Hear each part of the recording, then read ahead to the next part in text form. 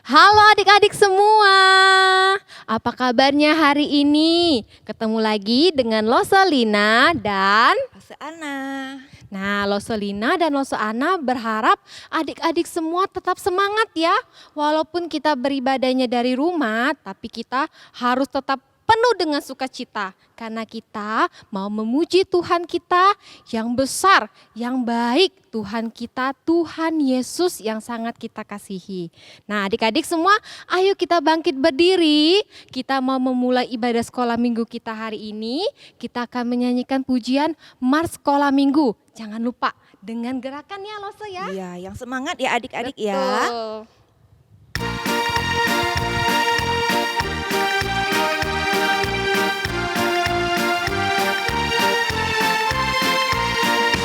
Sekolah minggu, rumah anak-anak semua. Bakti Allah, cinta bangsa, hidup baru sukaria. Belajarlah kitab suci, cinta Tuhan gereja maju. Jalankanlah perintahnya, muliakan sepanjang hidup. Dalam bahasa Mandarin. Juga spesial, semua man entong kajati. Chin atien putong pau siang sin, kuala tuan cinta sim sang mi. Sisi senci, chan me putih, atong ai chu jawe pusing. Waju mingling, lai chan si, isang royal cumi. Nah adik-adik, sekarang kita mau masuk di dalam doa. Ayo semuanya ambil sikap berdoanya, lipat tangannya, tutup matanya. Kita mau serahkan ibadah kita ke dalam tangan Tuhan. Bapa di surga, Bapa yang baik, terima kasih Tuhan untuk hari ini. Kami boleh tetap beribadah kepada Tuhan. Walaupun kami tidak bisa ke gereja, tapi semangat kami untuk memuji Tuhan. Kami tetap mau bersuka cita untuk mendengarkan kebenaran firman Tuhan. Biarlah Tuhan memimpin ibadah kami pada hari ini. Biarlah boleh menyenangkan hati Tuhan. Kami berdoa dan bersyukur hanya di dalam nama Tuhan Yesus, Juru Selamat kami yang hidup. Amin. Amin. Nah adik-adik silakan duduk kembali ya.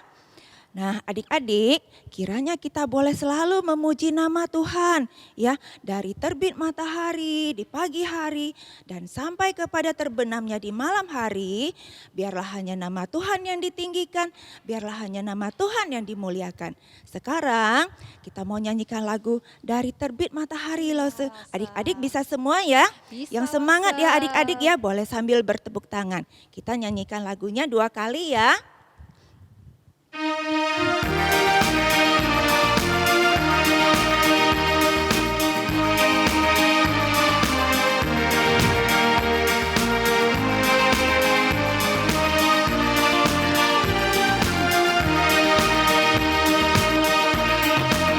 Dari terbit matahari sampai pada masuknya, biarlah nama Tuhan dipuji. Dari terbit matahari sampai pada masuknya, biarlah Angkat tangannya adik-adik.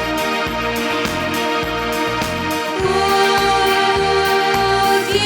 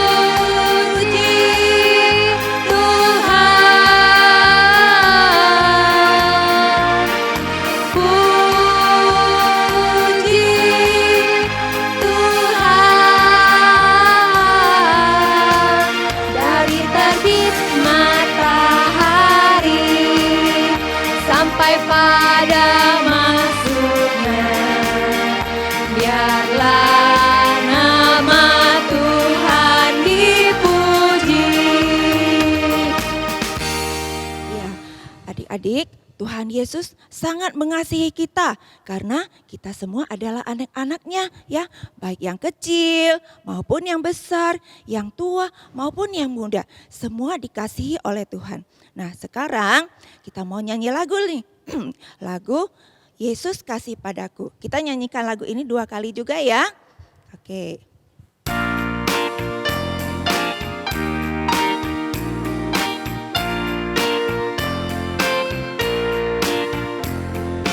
Yesus kasih padaku, Alkitab memberitahu, walau ku kecil lemah, tapi Yesus kasihlah.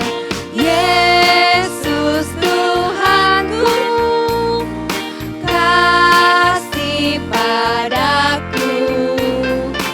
Itu firman-Nya di dalam Alkitab. Sekali lagi.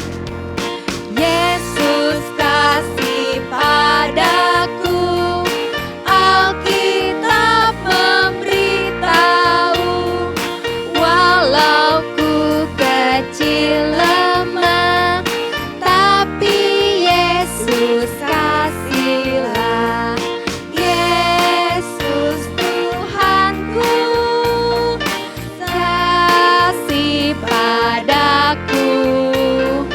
Itu firman-Nya di dalam Alkitab. Nah, adik-adik, sekarang kita siap mendengarkan firman Tuhan, ya. Adik-adik duduknya yang rapi ya, yang tenang. Tapi ingat jangan sambil mengobrol loh. Oke. Shalom adik-adik, puji Tuhan hari ini Losofika bisa kembali mengajar adik-adik dan menyapa kalian semua. Nah adik-adik, minggu-minggu kemarin kita kan udah belajar nih mengenai hamba-hamba Allah. Nah adik-adik masih ingat nggak? Nah, di antaranya adalah Deborah, yaitu hakim perempuan yang tangguh. Dia memimpin umat Israel, ya, menolong umat Israel untuk berperang melawan orang Kanaan dan menang. Nah, kemudian juga ada seorang perempuan namanya Abigail.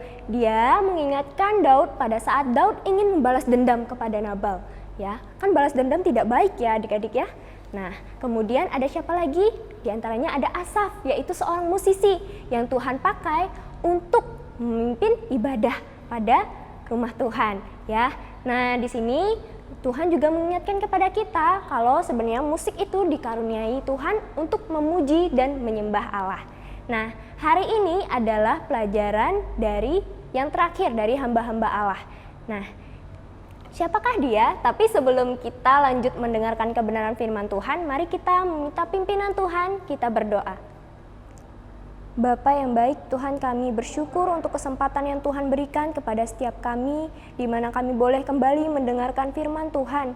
Ajari kami Tuhan untuk mempersembahkan hati pikiran kami untuk boleh dibentuk oleh Tuhan, oleh firman Tuhan yang akan disampaikan oleh Lause kami. Terima kasih Tuhan, kami berdoa dan bersyukur hanya di dalam nama Tuhan Yesus Kristus. Amin. Oke, nah hambanya ini yang akan kita pelajari hari ini adalah Onesimus. Nah, adik-adik pernah dengar kan Onesimus? Nah,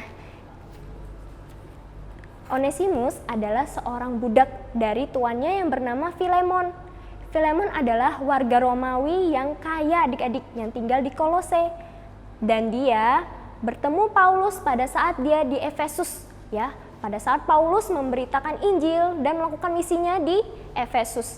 Nah, disinilah ketika dia bertemu dengan Paulus, dia menjadi pengikut Kristus, ya. Dia mendengarkan Injil dan menjadi pengikut Kristus. Nah, adik-adik, kemudian pada saat Epaphras, yaitu rekan sekerja Paulus ini ingin memulai jemaat, ya, mengumpulkan orang-orang percaya di Kolose, Filemon inilah yang menjadi pemimpin jemaat yang beribadah di rumahnya. Nah, satu hari Onesimus dan juga Filemon ini terlibat satu konflik yang serius, ya. Nah, mungkin ya Onesimus ini mencuri atau menipu tuannya, ya. Tidak tertulis jelas apa kesalahannya. Sehingga Onesimus melarikan diri dari tuannya ini dan akhirnya dia kemana? Dia pergi ke penjara, ya, tempat di mana Paulus dipenjarakan, adik-adik. Nah, di sini ya, dia akhirnya menjadi orang yang percaya karena Paulus yang menyampaikan tentang firman Tuhan, tentang Injil itu kepada Paulus, kepada Onesimus, ya, adik-adik ya. Nah, pada saat itu Onesimus pun berproses, ya, yang awalnya dia memikirkan diri sendiri, kepentingannya, ya, tapi pada saat dia mengenal Tuhan Yesus, dia berubah dan mengabdikan hidupnya untuk menjadi pelayan Tuhan yang setia. Dia menjadi asisten Paulus, ya. Dia membantu semua pekerjaan dan pelayanan Paulus. Dan Paulus pun mengasihi dia sebagai anaknya, adik-adik. Nah, kemudian ada beban pikiran di hati Paulus, ya. Dia memikirkan sebenarnya menjadi pengikut Kristus itu harus menyelesaikan masalahnya. Dia kan tahu nih, Onesimus dan Filemon ini terlibat satu masalah. Nah, dia mau Onesimus ini menyelesaikan masalahnya, adik-adik ya.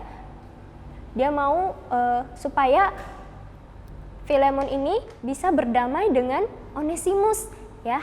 Nah, tapi bagaimana caranya? Akhirnya dia menulis surat kepada Filemon, ya. Kemudian di dalam suratnya, di dalam Filemon kita bisa buka, adik-adik.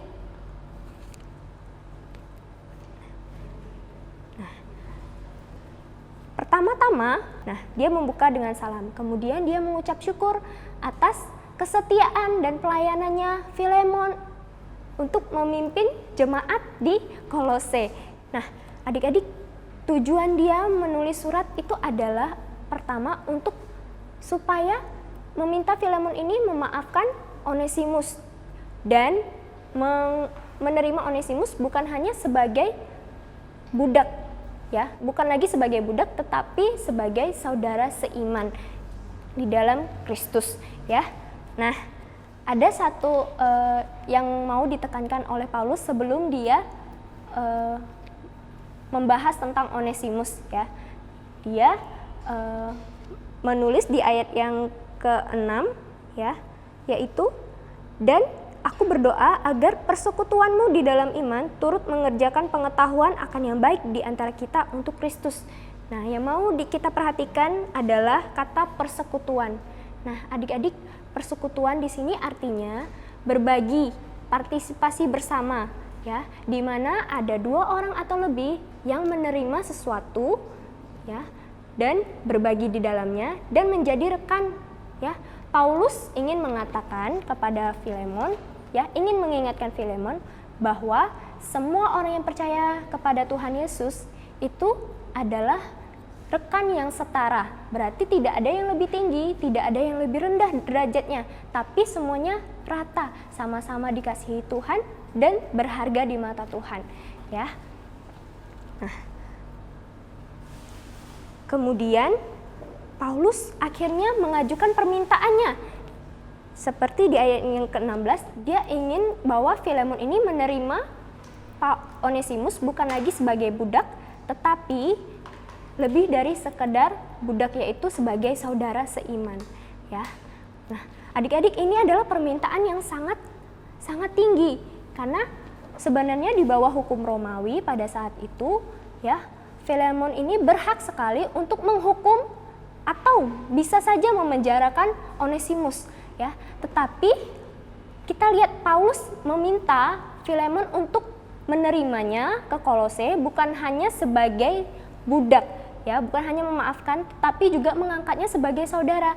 Ini belum pernah terjadi sebelumnya, adik-adik, ya, di mana seorang budak dibebaskan, bahkan status sosialnya menjadi anggota keluarga, ya. Nah, tapi adik-adik kita lihat di ayat yang selanjutnya, ya, yaitu ayat yang ke-17, ya. Kalau engkau menganggap aku temanmu seiman, terimalah dia seperti aku sendiri. Kemudian ayat 18 dan 19. Dan kalau dia sudah merugikan engkau ataupun berhutang padamu, tanggungkanlah semuanya itu kepadaku. Aku Paulus menjaminnya dengan tulisan tanganku sendiri, ya. Ya, seperti di dalam 2 Korintus pasal 5 ayat 19a, yang ditulis juga oleh Paulus, ya. Dia berkata, sebab Allah mendamaikan dunia dengan dirinya oleh Kristus dengan tidak memperhitungkan pelanggaran mereka. Nah, di sini Paulus ingin melakukan firman Tuhan ini, ya. Dia ingin meneladani Kristus, ya, untuk menjadi pendamai bagi Onesimus dan juga Filemon, ya. Nah, di mana dia rela menanggung kesalahan-kesalahan dari Onesimus, ya, menanggung hutang-hutangnya, membayar hutang-hutangnya, sehingga Onesimus bisa berdamai dengan tuannya, yaitu Filemon. Nah, adik-adik, kemudian ya, setelah dia mengajukan permintaannya ini, dia pun akhirnya menutup suratnya dengan kepercayaan bahwa Filemon akan melakukan lebih dari apa yang dia minta. Nah, kemudian barulah dia menutup suratnya dengan salam. Nah, adik-adik, yang kita perhatikan dari pelajaran hari ini pertama adalah rencana Allah yang memanggil hambanya. Kita lihat rencana Tuhan yang memanggil Onesimus ini adalah rencana yang unik, ya, karena Tuhan memakai peristiwa yang tidak mengenakan, ya, di mana dia mungkin menipu atau mencuri dari tuannya, tapi Tuhan bisa pakai peristiwa itu untuk memanggil Onesimus, ya, percaya kepadanya dan menjadi hamba, ya, menjadi seorang hamba. Ya, kemudian yang bisa kita pelajari adalah kita sebagai saudara seiman, ya, yang percaya kepada Tuhan Yesus, kita semua adalah saudara seiman di dalam Tuhan Yesus, di dalam darah Yesus. Lalu saya jadi ingat sebuah lagu, ya, dalam Yesus kita bersaudara, ya, karena di dalam Tuhan Yesus, karena darah Tuhan Yesus yang sudah mengalir di atas kayu salib, yang sudah membebaskan kita, menebus kita dari dosa kita. Yang dulunya kita adalah budak dosa, tapi sekarang kita adalah diangkat menjadi hamba-hamba Tuhan, yaitu sebagai saudara seiman kita semua, ya, yang percaya kepada Tuhan Yesus, ya. Kita harus hidup sebagai saudara seiman yang harus saling mengasihi, ya, saling memaafkan, tidak menyimpan kesalahan-kesalahan orang lain, ya. Nah, itu. Nah, untuk ayat hafalannya, ya, hari ini diambil dalam Kolose pasal 3 ayat yang ke-11. Dalam hal ini tiada lagi orang Yunani atau orang Yahudi, orang bersunat atau orang tidak bersunat, orang barbar atau orang skit, budak atau orang merdeka, tapi Kristus adalah semua dan di dalam segala sesuatu. Mari kita berdoa. Bapa, kami bersyukur untuk firman-Mu, biarlah kiranya firman Tuhan ini boleh berbicara kepada setiap kami. Kami boleh menjadi pelaku firman Tuhan dan bukan hanya mendengar saja. Terima kasih Tuhan, kami berdoa dan bersyukur hanya di dalam nama Tuhan Yesus Kristus. Amin. Nah, adik-adik, kita sudah mendengarkan firman Tuhan yang begitu indah, ya. Kita bersyukur karena kita masih bisa dengar firman Tuhan yang akan selalu menuntun kehidupan kita. Karena firman Tuhan ada di hati kita, ada di langkah kita, ada di hidup kita yang akan membuat kita terus bertumbuh. Masa mau nggak bertumbuh, Lose? Oh, mau dong. Kan? Makanya kita harus rajin dengar dan baca firman Tuhan. Nah, sekarang kita mau menyanyikan pujian firman Tuhan ada di hatiku. Ayo semuanya bangkit berdiri yuk. Kita mau nyanyikan lagu ini dengan gerakan.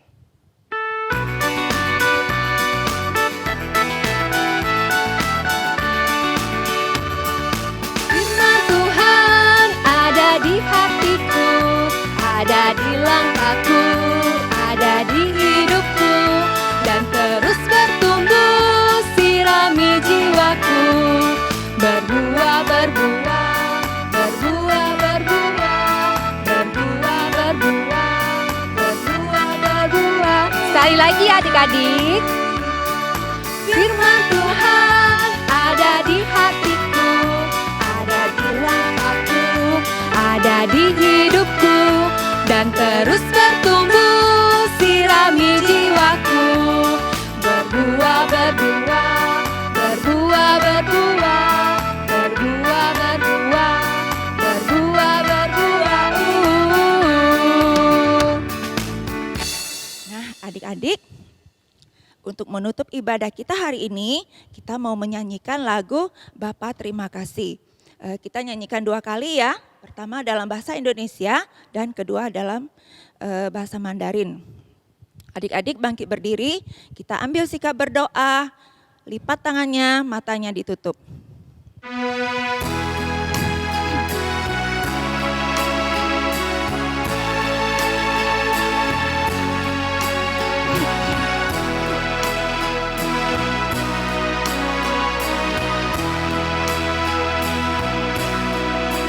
Bapa, terima kasih. Bapa, terima kasih. Bapa di dalam surga, puji terima kasih. Thiên Phú cảm謝你，天父我感谢你，我们在天上的父亲，我深深感谢你，阿弥。 Kita berdoa ya. Tuhan Yesus, terima kasih untuk saat ini kami boleh memuji nama Tuhan, kami boleh mendengarkan firman Tuhan. Kiranya firman yang kami dengar boleh menjadi pedoman dalam hidup kami sehari demi sehari. Terima kasih Tuhan, sertai dan lindungi kami. Terima kasih Tuhan, dalam nama Tuhan Yesus kami berdoa. Amin. Amin. Nah, adik-adik, sebelum kita berpisah, cuman mau kasih tahu, kita nggak boleh sedih ya, karena setiap hari kita akan terus bertemu di ibadah online YouTube GKPJ. Nah, kita tetap harus bersuka cita ya Lose ya. Iya. Harus semangat ya. Lose mau kasih pesan nih, penting nih buat adik-adik ya. Adik-adik harus tetap berdoa supaya pandemi ini cepat berakhir, supaya kita bisa ke gereja lagi. Kangen nggak dengan gereja? Lose Wah, kangen nggak kangen dengan sekali adik-adik? Lose. Adik-adik Iya. juga gitu ya. Nah, Lose punya pesan apa buat adik-adik? Ya, walaupun adik-adik di rumah harus tetap semangat, rajin belajar, makan makanan yang bergizi ya. Oke, sampai jumpa adik-adik. Sampai jumpa adik-adik. Dah.